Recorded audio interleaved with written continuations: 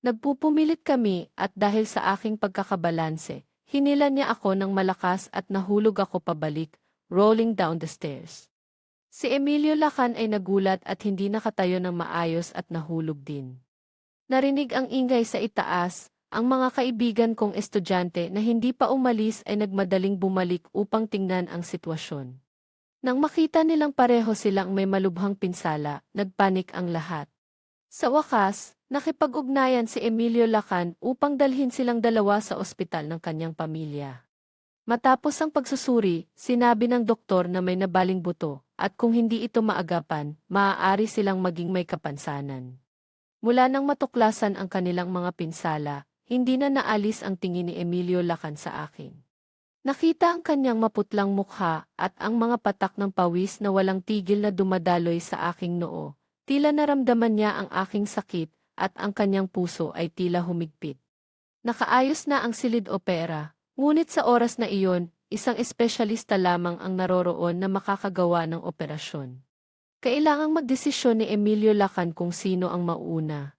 Sa kanyang likas na instinct, tumingin siya sa akin, at sa pagkakataong iyon, nagtagpo ang aming mga mata. Sa mga mata niyang iyon, wala nang pagnanasa at init tulad ng dati, tanging ang katahimikan na parang patay na tubig sa lawa. Ang tingin na iyon ay nagpasabog sa puso ni Emilio Lacan. Miss, magdesisyon ka na kung sino ang mauuna sa operasyon. Nakatako sa stretcher, ang aking mukha ay napakaputla. Bago ako mawalan ng malay, narinig kong malinaw na binanggit ni Emilio Lacan ang pangalang iyon, Diffusin. Iligtas si Diffusin muna. Agad na dinala ng mga doktor si Emilio Lacan sa silid opera. Ang pagsasara ng pinto ay ang huling bagay na naaalala ko bago ako tuluyang nawalan ng malay. Nang magising ako, isang araw na ang lumipas. Binuksan ko ang aking mga mata, at ang unang bagay na ginawa ko ay hinawakan ang aking mga binti. Nang maramdaman kong nandyan pa ang aking mga binti at may pakiramdam pa, huminga ako ng maluwag at umagos ang aking mga luha. Salamat, hindi ako naging may kapansanan. Agad na dumating ang aking mga magulang nang malaman ang balita. Dinala ako sa room sa pinakamataas na palapag at inalagaan ako ng mabuti. Makalipas ang 2 oras, dinala si Emilio Lacan sa silid na katapat ko. Si Emilio Lacan mismo ang nagdala sa kanya upang mas madaling masubaybayan. Bukas ang mga pinto ng 2 silid. Malinaw kong nakikita ang sitwasyon sa silid sa tapat. Patuloy na nagrereklamo si Emilio Lacan sa sakit, kaya't si Emilio Lacan ay naghanap ng iba't ibang paksa upang ilihis ang kanyang atensyon. Ang pagkain sa ospital ay hindi angkop sa kanyang panlasa, kaya't nagluto si Emilio Lacan ng maraming magagaan na pagkain at dinala ito. Nang makita niyang nababato si Emilio Lacan sa ospital, naghanap siya ng mga bagong laro upang aliwin siya. Sa mga araw na nasa ospital, naging sobrang malapit ang dalawa na pati ang mga nurse ay nag-uusap-usap, nagtataka kung may magiging manugang na ba ang punong guro. Tahimik akong nakikinig, hindi nakikialam, ngunit sa puso ko, alam kong ginagawa ni Emilio Lacan ang lahat ng ito para makita ko. Sa huli, ang pintuan ng silid na ito ay naisauli ko ng daan-daang beses, ngunit sa tuwing isinasara ko ito, may nurse na dumarating upang suriin ang silid, na may 100% na posibilidad na magbukas muli. Hindi ito maaaring maging coincidence. Nang lumabas ako mula sa ospital, muli kong nakita ang dalawa sa parking lot sa basement. Nang makita akong papalapit, agad na tinulungan ni Emilio Lacan si Emilio Lacan na nakaupo sa wheelchair na umakyat sa sasakyan. Sa pamamagitan ng bintana ng sasakyan, sumilip si Emilio Lacan at nagpakita ng peking ngiti sa akin. Andres Makisig, narinig kong nakatira ka sa tapat ng bahay ni Emilio Lacan. Magandang pagkakataon para makasakay ka. Ayaw kong bigyang pansin siya, kahit hindi ko na siya tiningnan habang umakyat ako sa sasakyan. Nang dumating ang sasakyan sa kondominium, tinanggihan ko ang tulong ng aking mga magulang, at naglakad na mag-isa gamit ang saklay pauwi. Ang elevator ay mula sa basement patungo sa unang palapag. Si Emilio Lacan, na nakaisip na magmaneho pauwi kay Emilio Lacan, ay biglang pumasok. Nagkatitigan kami ngunit walang nagsalita.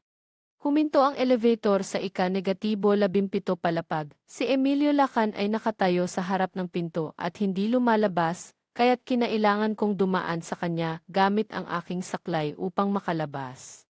Mabagal akong naglakad, ngunit ang nasa likuran. No corresponding translation found in the provided text. Nang makarating sa pinto, nagpasya akong ilagay ang password, ngunit biglang nahulog ang saklay sa aking kamay, kaya't wala akong magawa kundi umupo sa sahig habang nakasandal sa dingding. Bigla na lang may lumitaw na anino sa aking harapan. Umupo rin si Emilio Lacan, marahil ay nagpasya siyang tulungan akong pulutin ang bagay, ngunit nang tumama ang aming mga mata, agad niyang ibinaba ang kanyang kamay at yumuko upang itali ang kanyang maluwag na sapatos. Ngumiti ako ng bahagya, pinulot ang saklay, at dahan-dahang tumayo at pumasok sa silid.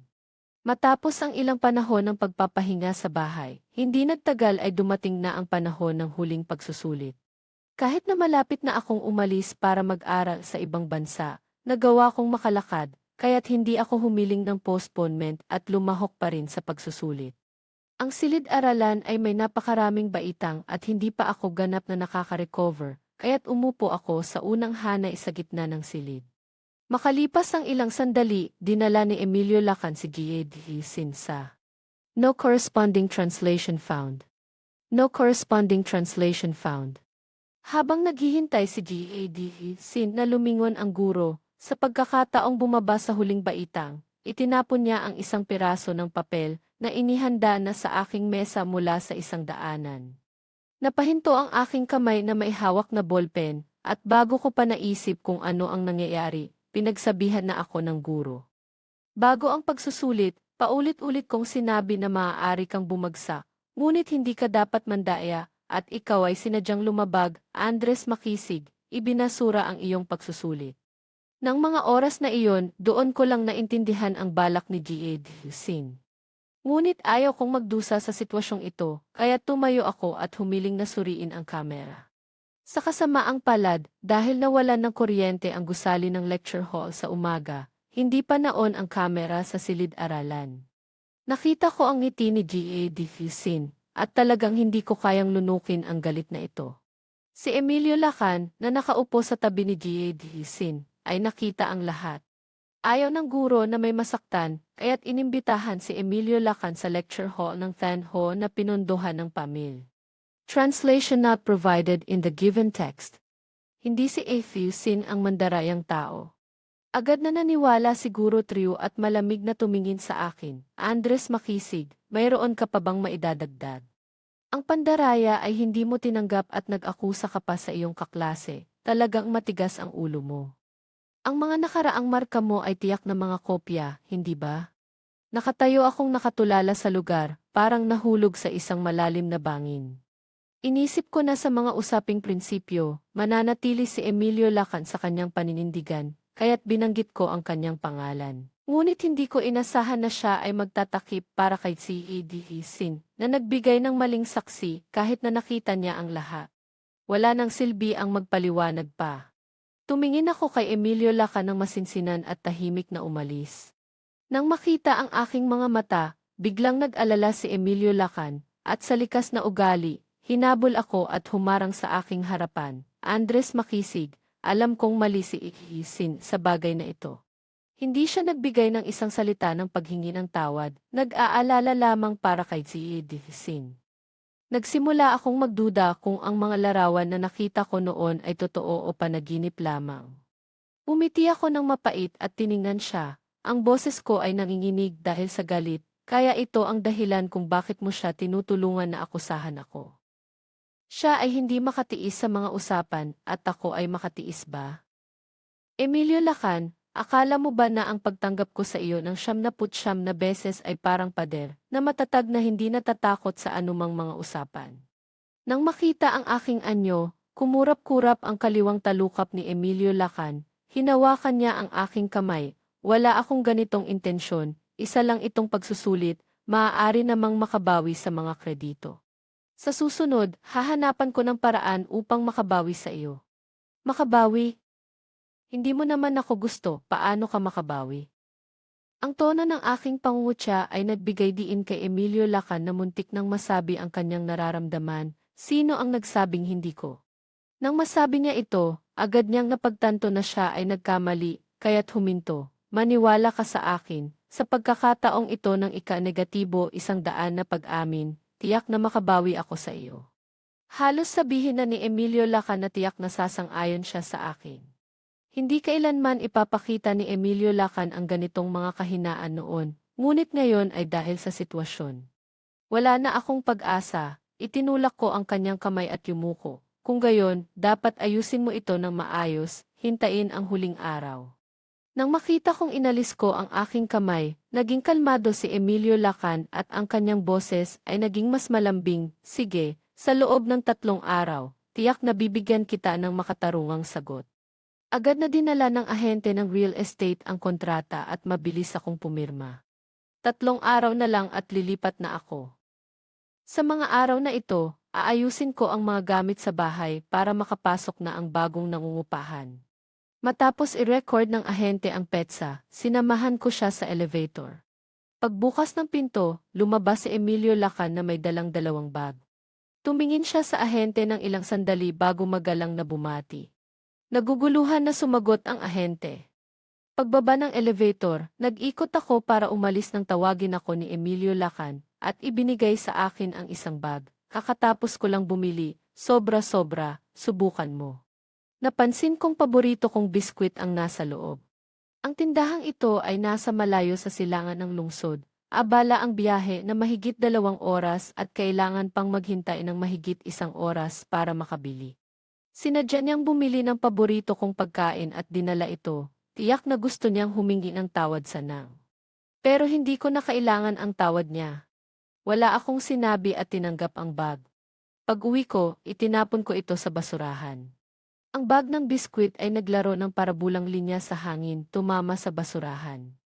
2 araw bago umalis, pumunta ako sa printing shop. Naglaan ng ilang libong pihi para mag-print ng 10,000 maliliit na card na kasing laki ng daliri. Bumalik ako sa dorm at humingi ng tulong sa mga kasama ko. Noong 3 araw umakyat kami sa rooftop ng gusali at nagkalat ng mga card sa plaza. Alam na rin ng mga kasama ko ang mga nangyari kamakailan at nang makita akong hindi pa sumusuko, nagbigay sila ng payo, makisig, itigil mo na. Ganito na ang ginawa ni Emilio Lacan sa iyo, bakit mo pa pinapahirapan ang sarili mo? Tama, sobrang hindi siya karapat-dapat sa nararamdaman mo. Kahit na naisip ko na ang lahat, nang marinig ang pag-aalala ng mga kaibigan, may lumutang na init sa aking puso. Huwag mag-alala, alam ko ang ginagawa ko. Basta tulungan niyo akong ikalat ito. Nag-hire na ako ng cleaning company para maglinis at hindi ko na balak magpahayag ng damdamin. Talagang gusto ko lang magpaalam. Nang marinig ito, nagulat ang mga kaibigan ko at nagtinginan, hindi nila alam ang balak ko. Nagdagdag ako, salamat at umalis. Habang unti-unting nawawala ang aking anino, binuksan ng mga kasama ko ang karton at kumuha ng isang card. Nakasulat dito ang isang pangungusap, hindi ko na kailanman magugustuhan si Emilio Lacan. 1 araw bago umalis, pumunta ako sa paaralan upang ayusin ang mga kinakailangan at pagkatapos ay umuwi upang simulan ang pag-aayos ng mga gamit. Bagong lipat lang ako dito ng kalahating taon, kaya hindi naman gaanong marami ang dala ko, ngunit halos lahat ay may kinalaman kay Isabela Dalisay. Naghahanap ako ng ilang kahon at inilagay ang lahat ng iyon sa loob. Sa sandaling itinapon ko ang mga kahon sa basurahan, lahat ng bagay sa pagitan ko at ni Isabela Dalisay ay magiging nakaraan. Sa huli, 2 na lang ang natirang damit sa bahay, ang isang puting t-shirt at maluwag na itim na maong nasuot niya noong unang beses kaming nagkita. Sinindihan ko ang pusporo at nagliyab ang apoy, mabilis na umusok, at sa ilalim ay naiwan na lang ang isang bunto ng abo. Tumayo ako at nang lumingon, nakita ko si Isabela Dalisay na nakatayo sa malayo, nakatingin sa akin na may gulat na ekspresyon. Nagtatanggal ako ng ilang hindi kinakailangang basura, sabi ko nang walang pakialam at lumakad pataas. Noong araw na iyon, maaga pa lang ay nagising na ako sa ingay mula sa silid sa tapat. Nakatulog ako ng mahimbing at nang buksan ko ang aking mga mata at kinuha ang telepono upang tingnan ang oras, nakita ko ang mga abiso ng mensahe mula sa isang grupo na may higit sa 20 tao na patuloy na nag-uusap. Matagal akong nag-isip bago ko napagtanto na lahat ng mensahe ay mula sa isang chat group na 1 taon na ang nakalipas. Upang malaman ang mga hilig ni Isabela Dalisay, lihim akong sumali sa grupong ito at nakalimutang umalis. Hindi rin alam ni Isabela Dalisay na nandoon ako. At ang mga taong masiglang nag-uusap mula umaga ay ang mga kaibigan ni Isabela Dalisay sa dorm. Maaga si Isabela Dalisay, hindi ba't dahil sa sobrang saya ay hindi natulog? Baliw, mula alas 11 oras kagabi ay nag-uumpisa na siyang maghanda. Talaga bang sasagutin mo ang pag-amin ni Andres Makisig? Nang mabasa ko ito, natigil ang aking kamay.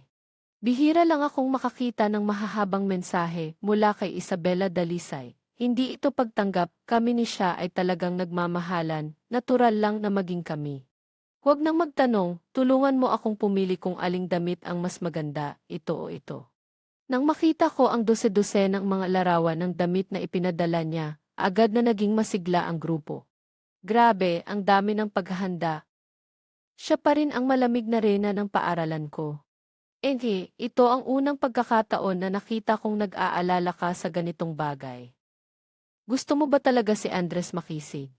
Sa gitna ng mga papuri, sumagot lang si Isabela Dalisay ng isang pangungusap. Sobrang gusto, sa buong buhay ko ay gusto ko lang siyang makasama.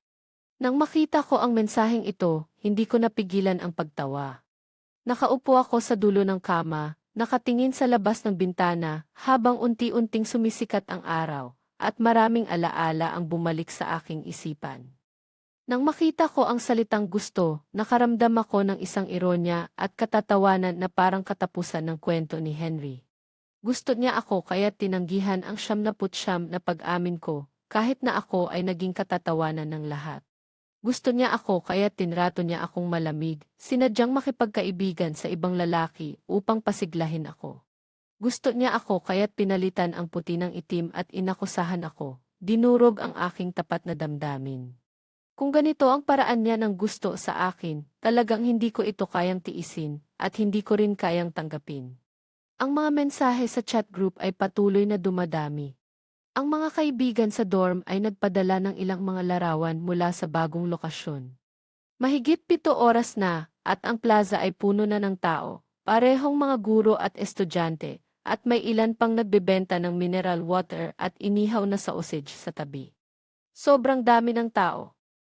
Lahat ay narito para makita ang ika-negatibo 100 na pag-amin mo. Isabela Dalisay, bilisan mo na. Huwag mong hayaang hindi ka makapasok sa oras ng pag-amin. Talagang likas na ugali ng tao ang manood ng kasiyahan.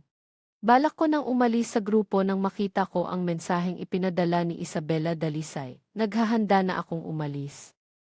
Ikaw, malapit na rin akong umalis, pero para umalis na. Bigla kong naisip na gusto kong makita ang mukha ni Isabela Dalisay nang makita ang mga card na ibinabagsak sa plaza at ang kanyang nararamdaman nang malaman niyang umalis na ako sa ibang bansa. Sayang, hindi ko na ito makikita. Mula ngayon, wala nang kinalaman sa akin ang lahat tungkol kay Isabela Dalisay. Dahan-dahan akong bumangon, nagbihis at pumasok sa banyo upang maghugas ng mukha. Matapos gawin ang lahat, kinuha ko ang gatas at tinapay mula sa microwave. Habang kumakain, tinatapos ko ang mga natitirang gamit. Natapos na ang pag-aayos at ang buong bahay ay walang laman. Tumingin ako sa walang laman na silid at kinuha ang telepono upang i-block ang lahat ng numero at account na may kinalaman kay Isabela Dalisay. Matapos gawin ang lahat ng ito, nakaramdam ako ng hindi pa nararanasang ginhawa. Hinila ko ang maleta at umalis, patungo sa isang bagong maliwanag na buhay sa ibang lugar. 5 minuto na lang at 9 oras na, ang plaza ay puno ng tao, kahit ang mga gwardiya ay kailangang pumunta sa lugar upang mapanatili ang kaayusan. Nakita ko ang masiglang tanawin sa ibaba, at ang mga kaibigan ko sa dorm ay medyo nabigla, ang kanilang mga boses ay puno ng kasiyahan. Sobrang dami ng tao, tiyak na mabilis na kumakalat ang balita sa buong paaralan mamaya. Sana nga, para walang makapag-usap patungkol kay Andres Makisig kapag umalis na siya. Habang nag-uusap at nagtatawanan, hindi nagtagal ay umabot na sa 8 oras 59 minuto. Nakakuha ng mensahe ang tagapangulo ng club, nakarating na ako sa airport ng ligtas, at agad na nag-roll up ng kanyang manggas at sumigaw, "Nandito na si Andres Makisig, simulan na ang aksyon." Ang mga magtatapo ng mga bagay, ang mga kukuha ng larawan, mag-focus kayo, siguraduhing makita siya bago siya sumakay sa eroplano. Pagkatapos ng kanyang sinabi, tumunog ang alarm ng 9 oras. Ang dalawang lalaki ay naghiwalay sa magkabilang bintana at itinulak ang mga kahon ng mga card na inihanda na. Sa isang iglap, ang mga puting card na parang nyebe ay nahulog mula sa 16 na GA floor na parang umiikot na bumabagsak sa plaza. Hindi ko alam kung sino, marahil ay may problema sa paningin, sumigaw, nyebe. Lahat ay tumingin pataas. Nang ang mga card ay malapit nang tumama sa lupa, lahat ay tumayo sa kanilang mga daliri, nag-aagawan upang makita kung ano ang nakasulat dito. At sa gitnang bahagi ng plaza, si Isabela Dalisay ay nakatingin din pataas. Ang mga kaibigan niya na nakatingin sa nakabibighaning tanawin ay namangha. Ang dami nito, siguradong umabot ito sa A000 na piraso. Talagang naglaan si Andres Makisig ng lahat ng kanyang lakas. Dapat mo ring tingnan ang kasikatan ni Isabela Dalisay. Ang ganitong kalakihan ay talagang isang deklarasyon ng pagmamay-ari laban sa kanyang katunggali. Tama. Pero ano ang nakasulat sa mga papel na ito? Ang mga liham ng pag-amin niya noon ay maganda ang pagkakasulat, hindi ba't ito ay 100 liham ng pag-amin na nakasulat ng kamay? Huwag mong sabihing talagang may pasensya at tibay siya para dito. Kumuha ng isang piraso at tingnan natin. Sa narinig na puno ng paghanga mula sa mga kaibigan, ang puso ni Isabela Dalisay ay puno ng pag-asa. Inabot niya ang isang card, umiti at nilagpasan ito.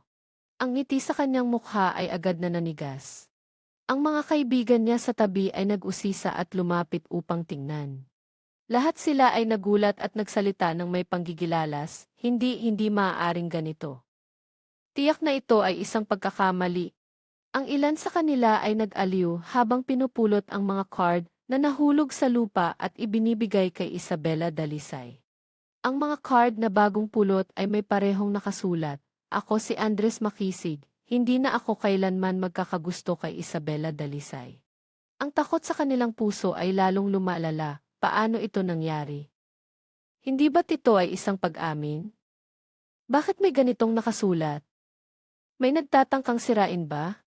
Ang mga tao sa paligid ay nakakuha ng bawat isa ng isang piraso, at malakas na sumigaw, "O, hindi na kailanman magkakagusto si Andres Makisig kay Isabela Dalisay." Kaya hindi ito isang pag-amin? Dinaya ang lahat para linawin lang ito. Ang daming effort sa pag-promote. Ngayon, alam na ng buong paaralan. Ayos lang, wala ng Andres Makisig, walang makakasunod sa ating reyna ng paaralan. Unti-unting nawala ang kulay sa mukha ni Isabela Dalisay.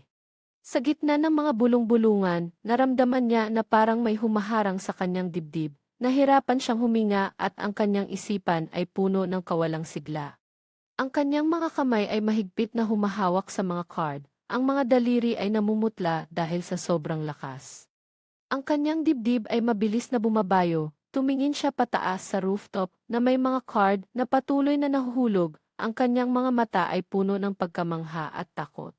Ang libu-libong tao sa plaza ay nakatayo sa kanilang mga daliri, sabik na naghihintay sa kanyang reaksyon, at hindi siya binigo, itinapon niya ang mga card sa kanyang mga kamay sa lupa at mabilis na pumasok sa pangunahing gusali.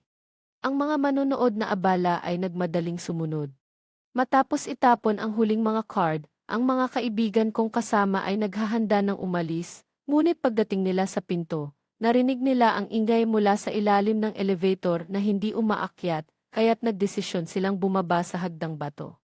Pagdating nila sa ika-15 palapag, nakasalubong nila si Isabela Dalisay na may kasamang ilang kaibigan na tumatakbo pataas. Nang makita sila, agad siyang humarang sa daan. Ilang segundo pagkatapos, isang grupo ng tao ang sumunod at umakyat din. Sa harap ng matitigas na babae, hindi nag-alinlangan ang mga kaibigan ko, hindi ba't siya ang reyna ng paaralan natin? Hindi ba't sinabi mong hindi mo gusto si Makisig? Bakit nandito ka pa rin para makisaya? Nang marinig ang salitang walang pahintulot, sabay-sabay na tumawa ang tatlong lalaki. Sino bang magtatangkang gawin iyon? Si Makisig ang nagbayad at nag-imprenta nito, kami ay mga tagadala lamang. Nang marinig ito, nagbulungan ang mga estudyante sa ibaba. Hindi ba't ayaw ni Isabela Dalisay kay Andres Makisig? Bakit nang nagdesisyon na siyang sumuko, hindi pa rin siya makapagpasya? Ano bang alam mo? Sa mundo ng mga nobela namin, ito ay tinatawag na malamig na reyna na nahatak pababa mula sa kanyang pedestal at muling hinahabol ang tao hanggang sa kanyang huling hantungan. Sa tingin ko, kung ngayon ay nagsisisi siya, nararapat lang na mawalan ng mukha. Ano ang ginawa niya sa 99 na pagkakataon bago ito? Ang mga salitang ito ay parang matatalas na kutsilyo na tumusok sa tiwala ni Isabela Dalisay na kanyang pinanatili sa loob ng mahabang panahon. Sa nakaraang 2 taon, lagi niyang iniisip na alam na niya ako, na madali niyang mahulaan ang aking mga iniisip at kilos. At totoo nga, ang 99 na pagkakataon ng pag-amin ng pag-ibig ay nagtagumpay. Iniisip niyang ang lahat ay magtatapos sa ika-negatibo 100 pagkakataon na magkakaroon kami ng isang masayang wakas. Ngunit sa oras na siya ay pinakakumpiyansa, ginamit ko ang pampublikong paraan sa harap ng buong paaralan upang bigyan siya ng isang matinding dago. Hindi na niya kayang panatilihin ang kanyang malamig at kalmadong anyo, at tuluyan ng lumabas ang kanyang tunay na pagkatao. Mahigpit niyang hinawakan ang railing ng hagdang bato. Ang kanyang boses ay nagmamadali at may halong takot. Nasaan siya?